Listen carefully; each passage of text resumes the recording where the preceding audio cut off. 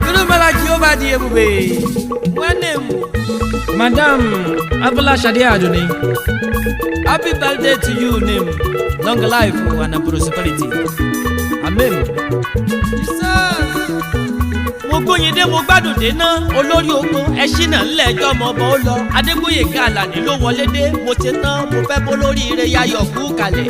An gaishe ki mamanku Afolashade, Allah ci gaba da kai da kina yi biki rana da aka haife ki aka ce wai happy birthday to you mamanku Adégbóyèga Àlàní ka ci gaba da wakan.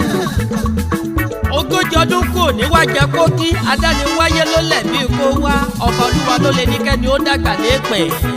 Ká tó ṣèwéṣe màjèsí ìrìn àjò sí búbá tí ò kéré rárá ọjọ́ kárelé ọ̀tá láìmọ̀ kan kárelé abínú ẹni ká jẹ ìgbènìyàn rò wá tán kọ́ ọba ló ayé ní dání sí o kì í ṣe èèyàn. Abolashade mi Adoni.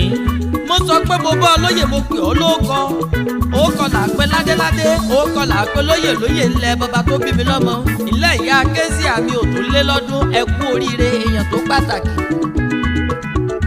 Ìyá kézì àwọn ò ní róńgbé sọnù bí ó ṣe bí ọmọ ìyá Ernest mi lẹ̀ ọmọ tó kí pọ́pọ́ bí ọbẹ̀ tápàdé sálẹ̀ ẹ̀kú.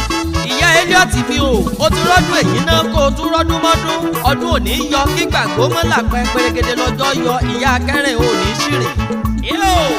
Ta ló la mọ́láwọ̀ yìí ta ló lẹ́lẹ́yìn ijú ẹgẹ́ Abolashade sunwọ̀n lóbìnrin gbogbo ara ló mú ṣoge bó bá ń lọ níwájú àmọ́ rẹ ni bó bá ń bọ̀ lẹ́yìn àsìmọ́ rẹ nìyàn eyín fújowó lẹ́ àpọ́nbẹ́kọ rẹ ṣètò rọpọ́tọ́ bí ọ̀ká o máa tètè ròdò bí abo tòmátì. Ẹ̀rín gbé mi níyì ńlẹ́ lẹ́yìn ijú ẹgẹ́ ìbàdí àránmọ́ dágọ̀jọ́gọ̀jọ́ ẹni re ọ̀bọ̀ olúwa ló ní kó o pẹ́ láyé ẹ kú ọjọ́ ìbí lọ́lá olúwa ẹ ò ní í ṣòfò dànù.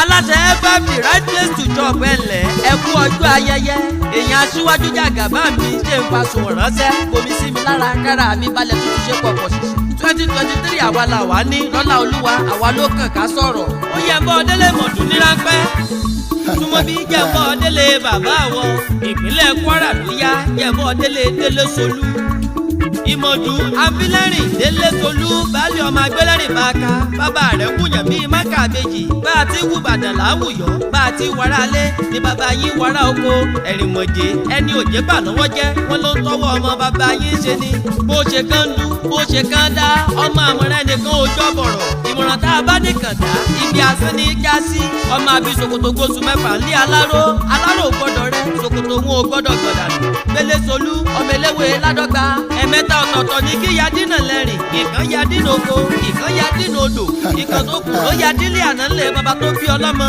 ìmọ̀dù ọmọ abọ̀lẹ́rìn tí ń já bí òwe kọ́lọ́ Olódùmarè kó o pẹ́ láyé lágbára olúwa ìwọ ò ní lùgbàdì àìsàn.